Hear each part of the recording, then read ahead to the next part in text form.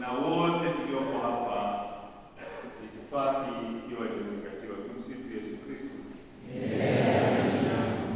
Kabla ya kuendelea na tafakari hii, naomba mniruhusu nianze na neno samahani. Ninaomba radhi sana kwa kuchelewa, na naomba radhi kabisa pekee kwa sababu hata zaidi ya uchelewaji wa kawaida nimechelewa sana. Sababu ya kwanza. Sababu ya pili, najua kati yenu hapa tunatoka mbali. Mbona na gari ya trafiko Sikonge Kakiwa Ikunga sipi. Kwa hiyo watu wanategemea kukubali. Ndio wengine wanaruhusa maalum. Wale magari alikuwa anakuja anasema tutanyima ruhusa siku nyingine. Inabidi tuwaombe radhi pia kwa wetu wa wale ambao wamepata ruhusa maalum. Basi baada ya kusema hayo, huku nikiwa natumaini kwamba nimesamehewa. Samahani sana. Baada ya kusema hayo, sasa naomba tushirikishane machache ambayo yanaenda sambamba na tafakari ya kupitia neno la Mungu siku ya leo, kutoka katika somo la kwanza na somo la pili na somo la tatu kwa njia ya masimulizi. Kama sehemu ya utangulizi, ndugu zangu, ninafikiri inawezekana kabisa baadhi ya watu, tena hata sisi vijana, maadhimisho kama haya leo yakatuia vigumu kuyaelewa. Yako mambo yanaweza kukanganya. Ni kwa sababu ya baadhi ya maswali ambayo ama tumekuwa tukiulizwa au tumekuwa tukijiuliza sisi wenyewe. Mimi niseme machache katika sehemu ya utangulizi, lakini katika tafakari pia nitasema mengine. Siku ya maliza leo machache. Kuna wengine ambao bila shaka tumewahi kujiuliza au kuulizwa, hivi una uthibitisho kwamba Yesu aliteswa msalabani? Mimi nimeshasikia mahali fulani anasema kwamba alichukuliwa mtu fulani akawekwa pale, basi baadaye ikabumbwa hadithi ambayo imebaki. Hadithi hiyo inaaminiwa kwa miaka yote, miaka zaidi ya 2000. Na unaamini hivyo? Sitaki neno majibu sasa. Lakini labda swali jingine, kwa nini tu ilikuwa lazima awe Yesu? Na swali la tatu, kama hiyo au hizo ndio sababu au ndio mazingira hayo, hivi haya yanatosha leo sisi kufanya tutakachokifanya, yaani ibada ya kuabudu msalaba? Na baadaye tunajiuliza maswali, hivi kweli tunauabudu au tunauheshimu? Au niseme tunauheshimu au tunauabudu? Basi tuyatafakari. Ndugu zangu, mimi naamini leo si Wakatoliki tu ambao tuko kwenye nyumba za ibada kwa ajili ya kufanya adhimisho tunalofanya. Siamini kama ni Wakatoliki. Hakika watakuwepo na waamini wengine wasio Wakatoliki, na hata na wengine inawezekana wasio Wakristo, ambao katika nyumba za ibada na makanisani wakishiriki nasi hili tendo tunalofanya. Na kwa nini watu hao wako na wanafanya nini? Kitu gani kimewasukuma?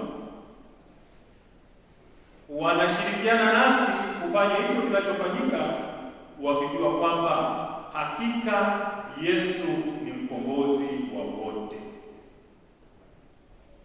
Tumesikia katika somo la kwanza kutoka kitabu cha Nabii Isaya sura ya 52 aya 13 na sura ya 53 aya 10. Maneno kama hana umbo wala uzuri, ni mtu wa huzuni nyingi, amepigwa, amejeruhiwa, ingawa hakutenda dhambi. Huo ulikuwa ni unabii wa Isaya ambao unathibitisha kwa kweli kwamba harakati za kumkomboa mwanadamu aliyeanguka, kama unavyoweza kurejea katika kitabu cha Mwanzo sura ya 3, mwanadamu aliyeanguka, mwanadamu aliyepotea, zilihitaji majitoleo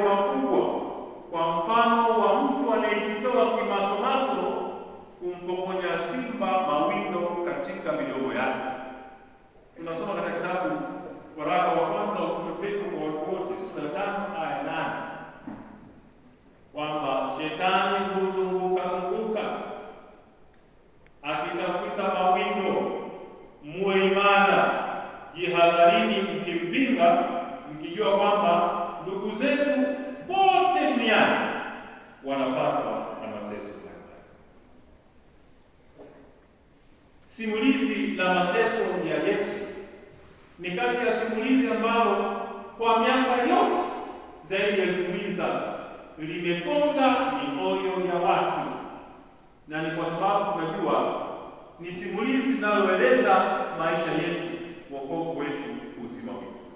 Na ndiyo maana wainjili wote wanne, kila mmoja ametenga sura mbili zote kueleza mateso, kifo na ufufuko wa Bwana wetu Yesu Kristo. Hata hivyo, siku hii ya leo ya Ijumaa Kuu tunatumia Injili ya Yohane kwa sababu ya utajiri wa teolojia na mafundisho yake. Yohane ameeleza kinagaubaga kwa ufundi na kwa teolojia ya juu sana, tena kwa kina, juu ya mafundisho ya kanisa. Basi naomba sasa tutumie simulizi tulisikia, simulizi la mateso, kujibu baadhi tu ya maswali ambayo kati ya mengi naona ni yawe kichokoo kutuingiza katika fumbo la mateso, kifo na baadaye ufufuko, ikiwa ni ishara ya ushindi na utukufu wa Bwana wetu Yesu Kristo. Swali la kwanza, kwa nini ilitokea kwamba ni Yesu tu asingepaswa kuwa mtu mwingine? Sababu ya kwanza kati ya mengi ambayo tunaweza kuongea, ndivyo ilivyoamuliwa tangu Agano la Kale, lakini pia yeye mwenyewe katika sehemu nyingi za Agano Jipya ameyasema hayo. Kwa uchache unaweza kurejea Injili ya Luka sura ya 9:22 na Injili ya Marko sura 8 aya 31 hadi 33.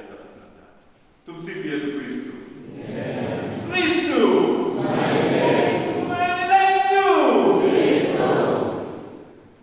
tunayasema haya kwa sababu Kristo kweli ni tumaini. Kwa sababu haya yote ilipaswa iwe kwa Kristo, kwa sababu yeye ni Mungu mtu. Kwa kuwa yeye ni Mungu mtu, damu yake iliyomwagika ni damu azizi, yani damu yenye thamani, ambayo damu yake tu ingeweza kulipia fidia ya dhambi zetu. Damu zetu sisi, hata kama tungeuawa watu bilioni 800, haina thamani kama damu ya Yesu. Yeye ni Mungu, kwa hiyo damu yake. Ndio maana Mtakatifu Tomaso katika wimbo wake ule maarufu tunaoimba, kwa yeye ni maneno aliyosema, na ni wimbo ambao tulikuwa tukiimba wakati wa kuabudu, tunasema tone moja limetosha na dunia iliyoko, kwa sababu ni damu ya thamani. Sivyo? Nisiingie sana kwa sababu najua naongea na wasomi, umeshanielewa, sivyo? Kristo na aliteswa tena kiuhalisia. Mateso hayo aliyabeba katika mwili wake, tena mateso mazito. Hebu nigusie mambo machache yanayoonyesha uzito wa mateso. Kuna msemo usemao, mpanda farasi humpa farasi viatu, si kwa ajili ya wema na ufadhili, bali anufaike yeye mwenyewe kwa malengo yake. Mateso ya Yesu yalikuwa mazito hivi, na alichoka hata ikawa vigumu, hakubaki na nguvu hata za kubeba msalaba wake. Alilazimika mtu fulani njiani akakamata, anaitwa Simoni wa Kirene. Hivi tuna Simoni kweli? Tunaweza kuwa hatuna Simoni wa Kirene, lakini naye kwa naye walifucha wa Morogoro kule Sikonge na kadhalika na kadhalika. Tumsifu Yesu Kristo. Kwa hiyo Simoni alishurutishwa kumsaidia Yesu ili tu ile azima iweze kufikiwa, kwamba wale watesaji wafanikiwe kumfikisha Yesu mpaka Golgotha na afie pale Golgotha. Huyu Simoni basi alikuwa ni kama vile viatu ambavyo mpanda farasi anavichukua na mpa farasi, ili basi aweze kukanyaga salama na kuweza kukanyaga na kila kitu kiweze kwenda salama, safari iweze kufika kikomo chake, ili hizo mbio za sakafuni ziweze kufika wapi? Lakini la pili, tumesikia aina ya vifaa vilivyotumika kumtandika Yesu, kumchalaza. Ilitumika mijeledi na sio fimbo za kawaida. kati yenu naomba mshauri kuchapa mjeledi kati yenu. Mnaijua mjeledi? Wote hapa tumechapa kwa fimbo kuanzia chekechea mpaka shule ya msingi sekondari. Na hapo tena cha kushangaza siku hizi hata walimu hawaruhusu nyie kuchapa. Sisi tumechapa sisi. Wakati wetu fimbo zilikuwa zinaruhusiwa tena vizuri sana. Na wakati mwingine tunachapa hata kwa sekunde. Acha fimbo zinatonyea. Tumsifu Yesu. Sasa tulikuwa kwa fimbo. Huu ulikuwa mjeledi. Nini maana ya mjeledi? Mijeledi ni vifaa vilivyotengenezwa kwa ufundi ili viweze kukamilisha tendo la kikatili kabisa. Ukatili mkubwa. Mijeledi ilikuwa ni namna ya nondo zenye misumari na vipande vya mifupa na risasi vyenye umbo la ndoano. Ndivyo mijeledi ilivyotengenezwa. Na wakati Yesu alikuwa mjeledi alifungwa kwenye nguzo, mgongo ukawa wazi. Na hivi kwamba kila mjeledi ulipopigwa, kumbuka ilikuwa ni kama ndoano. Kila mjeledi ulipopigwa ulirudi na vipande vya nyama. Ndio maana mwili mzima ulikuwa unatoka damu. Fikiria ni mateso ya aina gani aliyopata Yesu. Kristo tumaini letu. Kwa nini alivikwa taji la miiba? Taji ni ishara ya mamlaka kwa mwenye himaya. Mfalme bila taji katika himaya ya Kirumi na kwa utamaduni wa watu wa Mashariki ilikuwa ni sawa na kagwela asiye na himaya. Kumbe ilikuwa ni kawaida kwa mfalme kuvaa taji lenye thamani.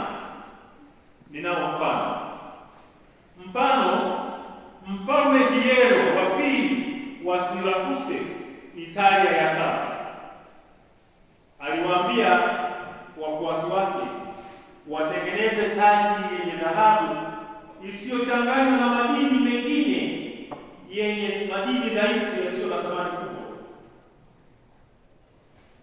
Lakini kwa sababu ya ufisadi wale jamaa walichanganya kidogo na madini dhaifu kama almasi na kadha wa kadha.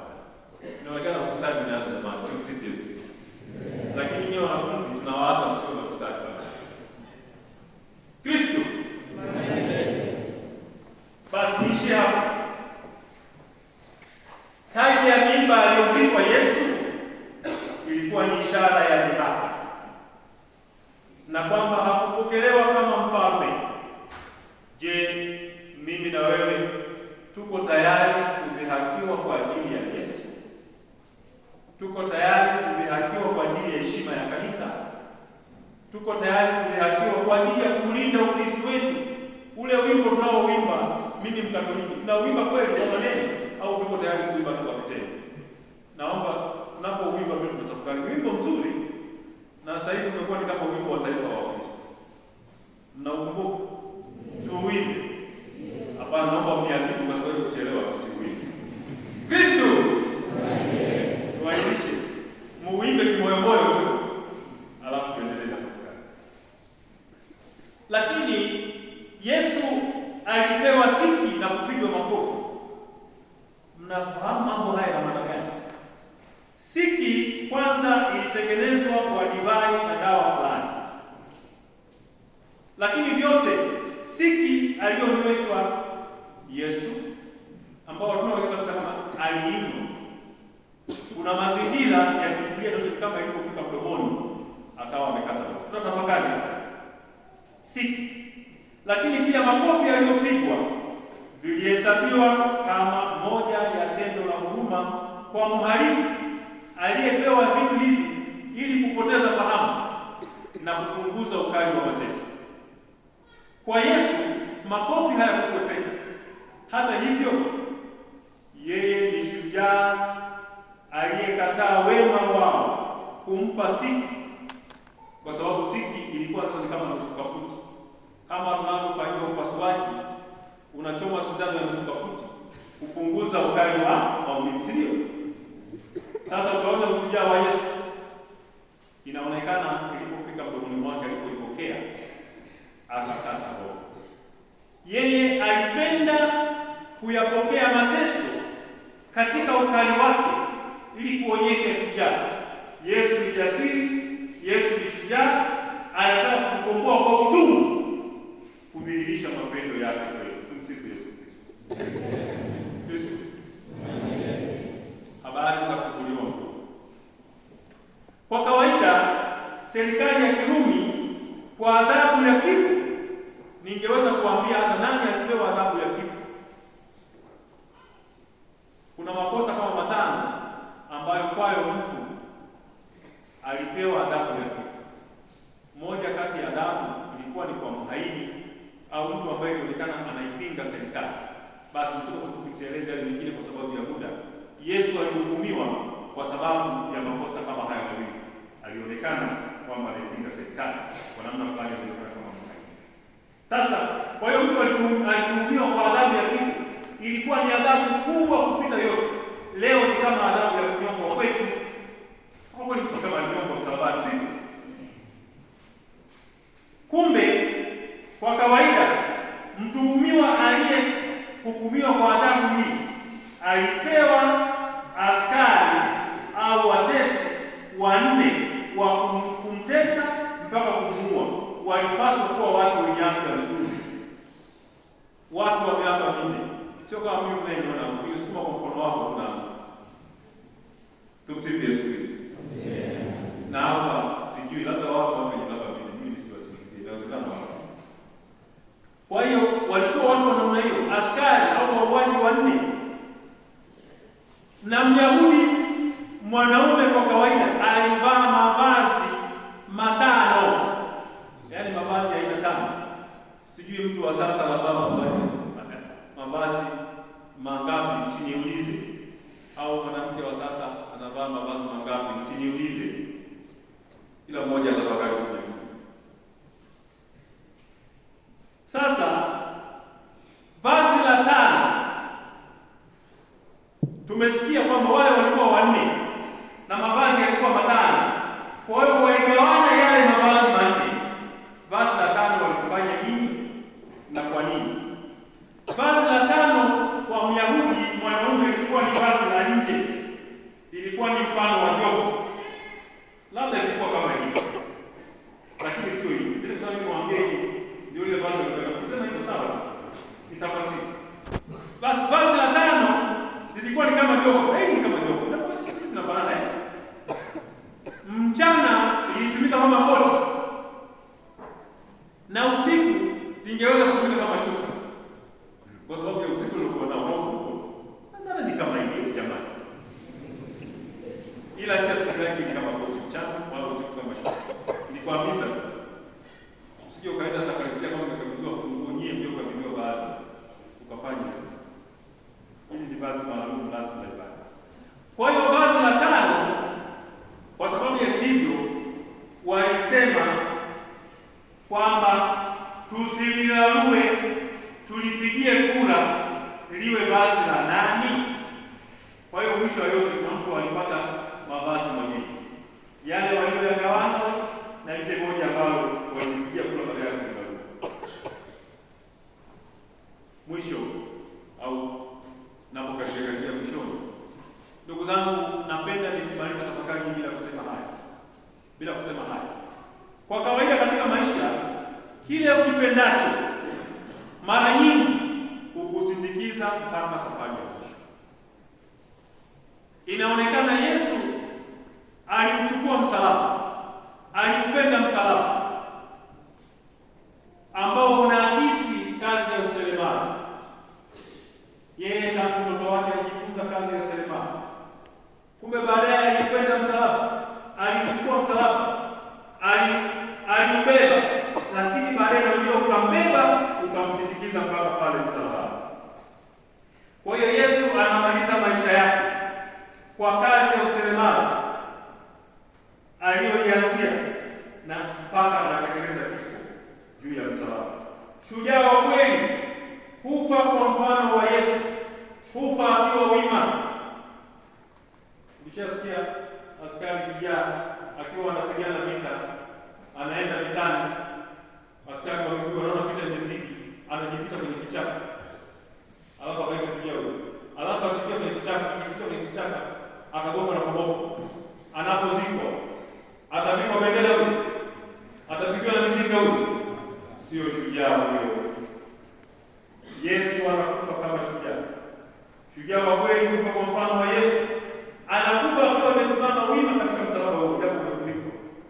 Mnafahamu kumchukia. Lakini kuonyesha ushujaa, anakufa akiwa amezungukwa na wanaompenda. Umesikia Mariamu mama yake na wengine walikuwa pale, na ndio maana aliweza kumkabidhi Mariamu mama yake, huyu ni mwanao na mwana huyu ni mama yake. Tumsifu Yesu Kristo. Ndugu zangu, ninawaomba nasi leo, baada ya kubatizwa kwa Wakatoliki, kuanzia leo tuazimie kufa kifo chema. Na kifo chema maana yake kufa kishujaa.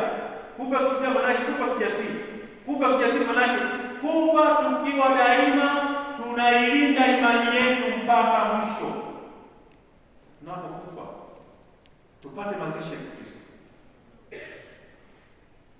Ni mahali kama sio kituo cha 11 cha 13, tunasema nielewe na nikubali kwamba baada ya kufa ndio mwisho wa vita na mashindano ya Kristo. Tumsifu Yesu Kristo. Sisi tutambue hilo. Kwa hiyo mazishi ya Kristo ni kama askari shujaa. Mkristo aliyekufa shujaa anapigiwa mizinga. Na kama somo la pita leo nilivyosema, basi tubaki wala ulio kwa Ibrania, tubaki tukiishi imani yetu, tuishi maagano yetu kikamilifu, tukithamini ukombozi wetu. Kristo tumaini letu. Muda umeenda sana, niongeze kama kidogo. Jamani, kidogo kweli ndio hivi. Siko kama ya leo ya Ijumaa. Wakatoliki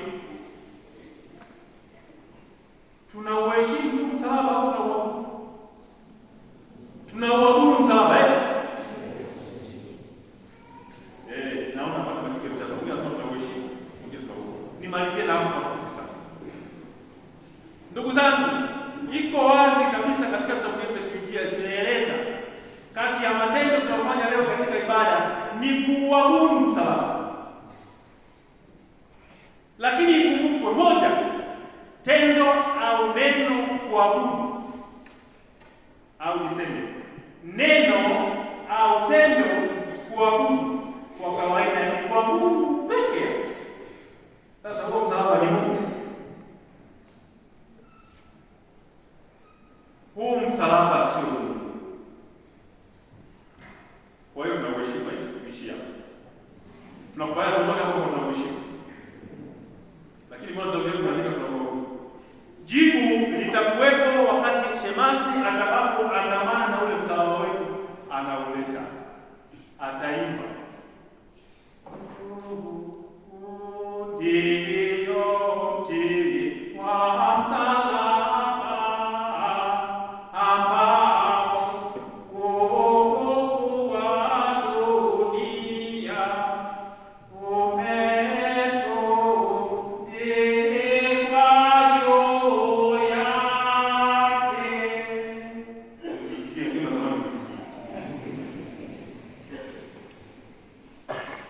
Jibu liko hapo.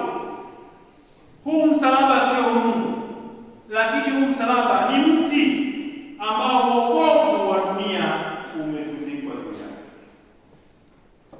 Kwa hiyo msalaba ni chombo alichokitumia Yesu, yeye mwenyewe aliye Mwokozi, ni chombo alichokitumia kutuletea wokovu. Kwa hiyo chombo alichokitumia Yesu kutuletea wokovu, tunapokitazama kile tunamuona Yesu mwenyewe. Msalaba na Yesu, ndio maana tunataka vifungo, ni vitu ambavyo huwezi kuvitenganisha. Kwa hiyo kwa sababu ya ugumu uliopo katika kutenganisha fumbo la msalaba na Yesu mwenyewe, neno heshima halitoshi, halijitoshelezi. Na kwa katika ule msalaba tunamwona Yesu mwenyewe. Kila Ijumaa Kuu hatuheshimu, zaidi ya kuheshimu tunauabudu msalaba.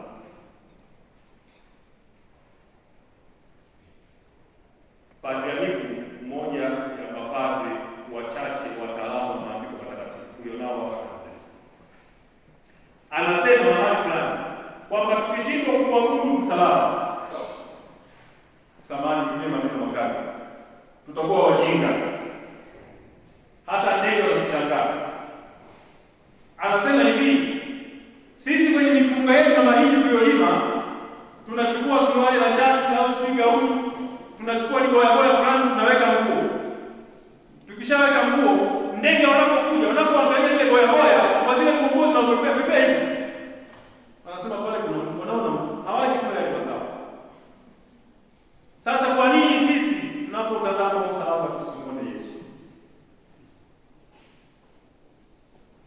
katika mazingira ya kawaida, chombo ambacho watu wengine tumetumia rais ya hapa Tabora kutuletea ujumbe wa kitaifa, kweli wale walinzi wanaweza kuruhusu watoto wasogee pale wakati kama huo